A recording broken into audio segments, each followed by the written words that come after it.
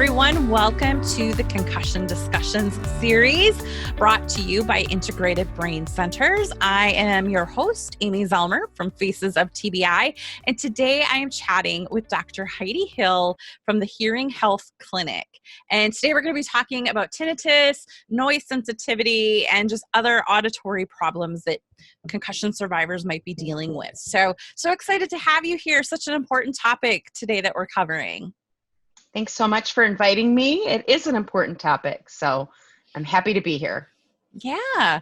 And so I think you are probably the first audiologist that I have interviewed. I had you on my podcast a while back, but I'm really excited to have you here and just kind of dig a little deeper into, tinnitus, sound sensitivity, and just how everything kind of intersects and overlaps after a concussion. Because especially that noise sensitivity, like people don't necessarily even realize they have it going on. And the ringing in the ears, the tinnitus, that can be so debilitating. It can have such a range. Like mine's pretty mild, but I know other people, like it's debilitating. They hear it nonstop. So maybe let's just jump into like, what is tinnitus? What causes it? And how it can present differently in different people. Yeah, so tinnitus is incredibly common in the general population, not just TBI, but it is really, really common with people who've had a TBI. And so a lot of people have tinnitus. I have tinnitus, and it's not really a problem. It's there. Yeah, I don't mind. It isn't distracting. It doesn't interfere with my quality of life or sleep. But for a percentage of people who have tinnitus, it is really debilitating. And it is life-altering, and it does impact quality of life, quality of sleep. And unfortunately, a lot of people are told that nothing can be done. They may have been told, learn to live with it. They may have been told, you just got to ignore it. And that is really traumatic to hear, because if you have debilitating tinnitus, it's 100% of the time it's at the forefront. And so number one, first and foremost, don't believe that there's nothing that can be done, because there absolutely, we can help manage tinnitus and sound sensitivity. What happens is, and what causes tinnitus, there can be a lot of different causes of tinnitus. A lot of people think that tinnitus is happening in their ears or in their inner ear, and it's an inner ear problem. Actually, tinnitus doesn't occur in the inner ear. Now, it may have been caused by inner ear damage or damage to the auditory nerve, and I'll talk about that in a little bit, but it's actually happening in the brain. So that's a very important thing to understand. Mm-hmm. So it's making a lot of sense. If you've had a traumatic brain injury, this is one of the symptoms you may be having. I want to go back to the auditory nerve. So a lot of people think about the auditory system as the ears. Mm-hmm. And our auditory system is actually our ears to brain. And in between the ears and the brain is the auditory nerve. All right. So if you think of the auditory nerve like a big cable that's full of thousands of tiny little wires. All right, that's your auditory nerve. It's actually got some of the most relays back and forth between the sensory organ of the ear and the brain than other sensory organs. And it's also got the longest track. So if you think about how long that cord is between the brain and the ear, it makes a lot of sense that a head, movement, a head injury, a blow to the head would cause some shearing, would cause some of those really fine fibers in that track to break. So if you've got wires that are fraying and breaking, you've got damage to the information that's going back and forth, up and down between the brain and the ears. Then what happens is our brain tries to compensate for that change, okay? Because we have neuroplasticity. The Right. brain is trying to adapt to its environment. So all of a sudden there's this change of what's coming up and what it's able to, so it tries to compensate, and we call it central gain. So it's the brain is actually compensating by turning up this sound or by turning up sound too much, hence the sensitivity to sounds. And so that's it. Again, that's really, so now the brain's becoming involved. Then there's other parts of the brain that get linked to the auditory system because of what's going on. So you have a lot of heightened sensitivity now, ear to brain happening. And then we put on top of this a traumatic brain injury. So now the brain's trying to heal itself as well. And so the brain is active. There could be more activity because the brain's also trying to heal from the brain injury. And you have the element of something kind of traumatic happening. Usually a TBI is caused by something pretty violent or traumatic. So there could be some PTSD. Yeah. And the tinnitus can actually act as kind of a warning signal to, and it gets connected to this traumatic event, right? So now this sound gets connected to something pretty significant and traumatic and negative, and that can really play into our thoughts about it. Our thoughts about, oh my gosh, am I going to have to live with this forever? I can't take this. Yeah. We have these negative thoughts, which guess what our negative thoughts do? They cause more reaction physically, emotionally to what's going on. Then we have more negative thoughts about it, and around we go in the vicious cycle of our thoughts, which absolutely will induce stress. And so it really becomes a very debilitating thing. Yeah. Yeah. And so in this series, we have Dr. Deborah Zielinski, who is a neuro-optometrist, and she talks a lot about, you know, when that whole system gets disconnected and the eyes and the ears have a mismatch. And, you know, I think we've always known at a basic level that our eyes and our ears don't see and hear, that our brain does it. But until you have a brain injury, it's like, oh, like my eyes and my ears don't, they're just the relay signal to the brain. And so when that system gets damaged, there can be so much confusion between the systems. Yes, so much confusion. And another really common problem is the inability to kind of follow conversation, especially if there's noise or competing speech, and also to follow a sequence of events. So some of these auditory processing things that are more complex, again, that relay system, that cord, the cable, not as much information is going up and down anymore because of damage. The brain's trying to compensate by turning things up, and that might help you. You might pass a hearing test, you know, press the button when you hear the beeps with flying colors, and the audiologist might say, oh, your hearing's fine, but you're going, well, I can't understand anything. Yes. And so, again, that hearing test, that kind of like the want. Yeah, push the button when you hear the beep. That's looking at peripheral. That's looking at your ability to pick up sound, which is fine. But it's not looking at that ear to brain piece of it, which is why it's really important that you find a professional, an audiologist that looks ear to brain and that's dealing with those very specific issues. Yeah. And so you bring up a really, really good point, because I know we talked about this on my podcast too, but like Costco has audiologists, but it's a really basic hearing test, and they're just looking to get you hearing aids. Explain the difference between that and what you do, because that's very important. It is important. And so first of all, there's audiologists and there's a hearing instrument specialist as well. So there is going and buying hearing aids, all right? And that is treating it like a consumable product. So that is one way to go about auditory problems.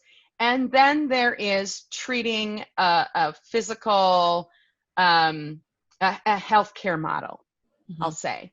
All right. Yeah. So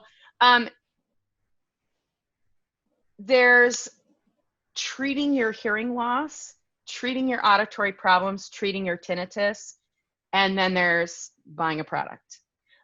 So there's two models to it. Certainly, if you've got a TBI, going to a big box or buying something online is not advisable.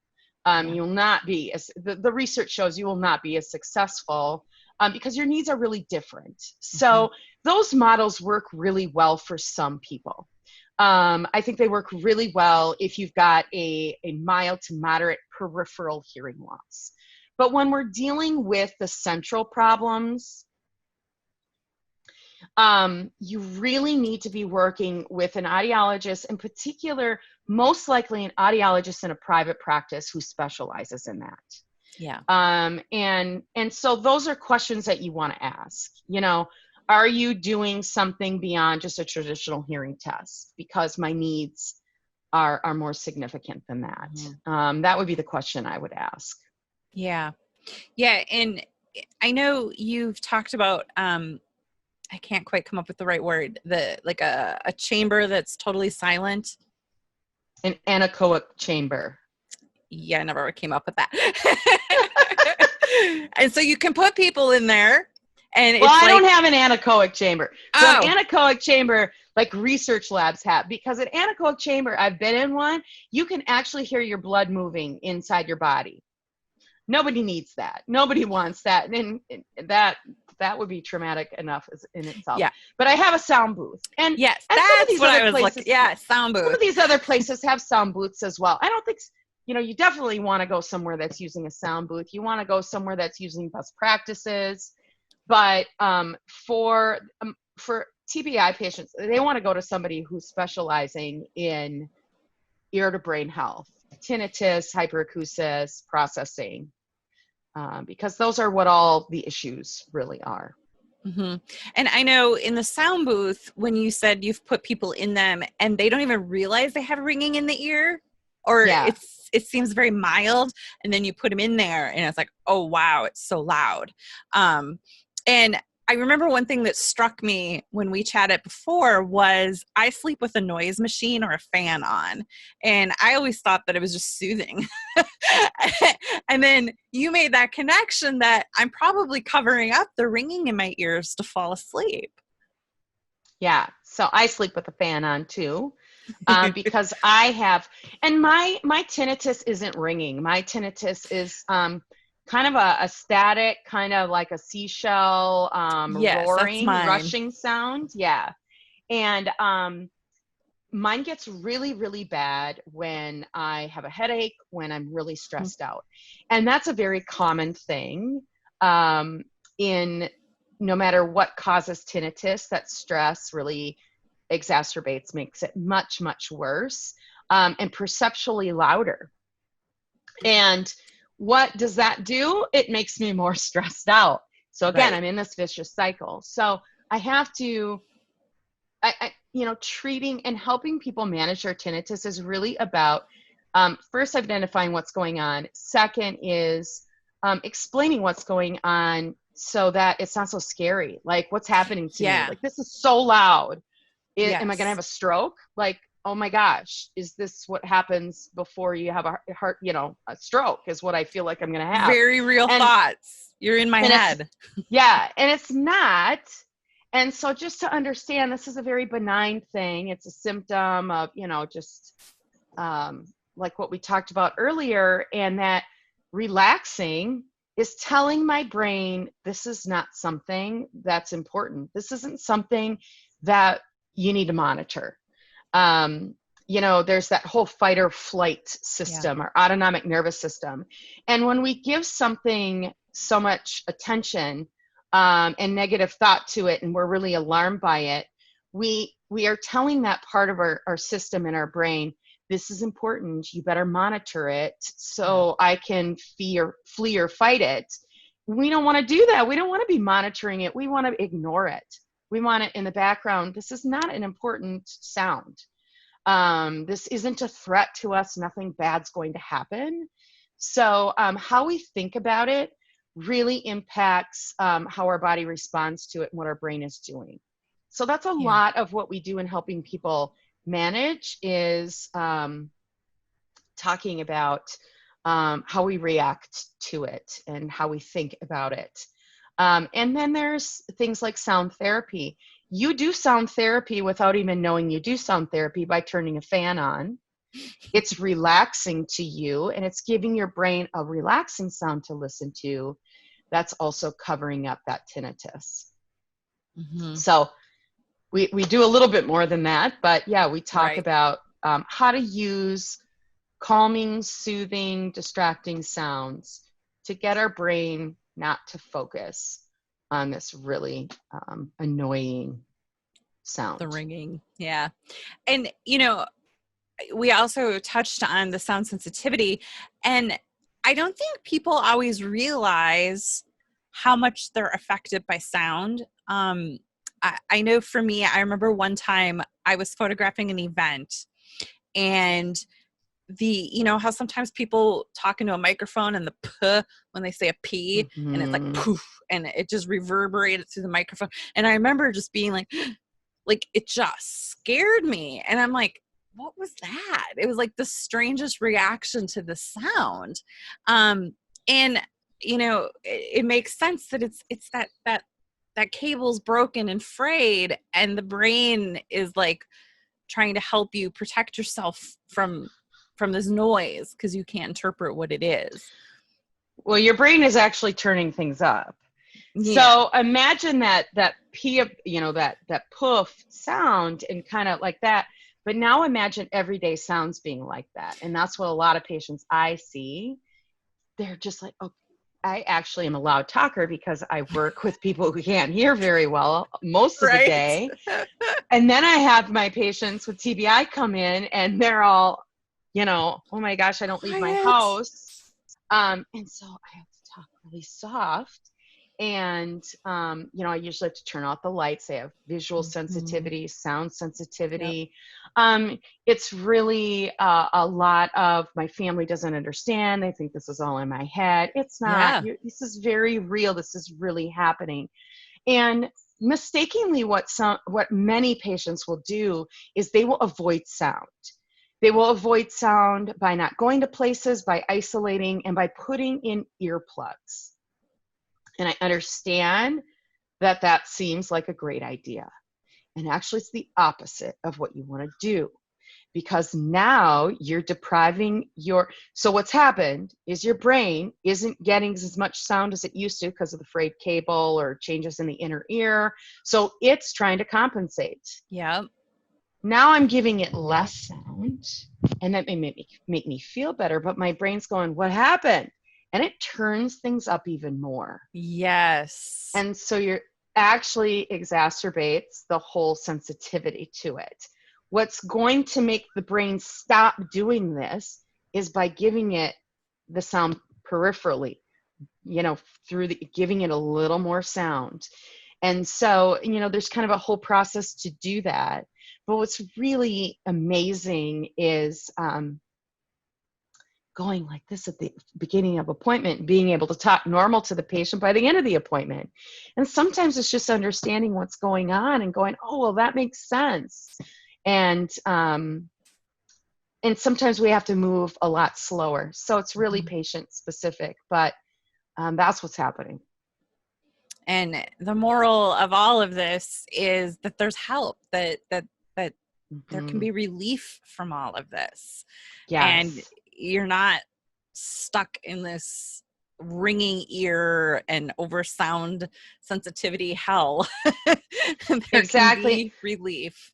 And I think the moral of the story is, number one, there are people who believe you and who understand what you're going through, and you aren't making this up. This is a very real thing, and it's an invisible thing. So your family may not understand it. And so it's important that you seek help and you have your significant other or family member with you so that they can understand what's happening as well, because that support is really important. Absolutely. Oh, Dr. Hill, this has been such a great conversation and a much needed topic. You know, the ringing in the ears and sound sensitivity, they're very, very real symptoms that people struggle with every day after concussions. So thank you so much for being here. And people who want to find out more about you can visit your website, hearinghealthmn.com, and all that information is right below this video. And you can also follow Dr. Hill at Dr. Heidi Hill on Instagram. And you can always check her out, check out her website, see what she has to offer, and leave a comment below. Let us know what you enjoyed today in this conversation. And again, Heidi, thank you so much for being here. I always enjoy chatting with you. Thank you so much. I always enjoy it as well.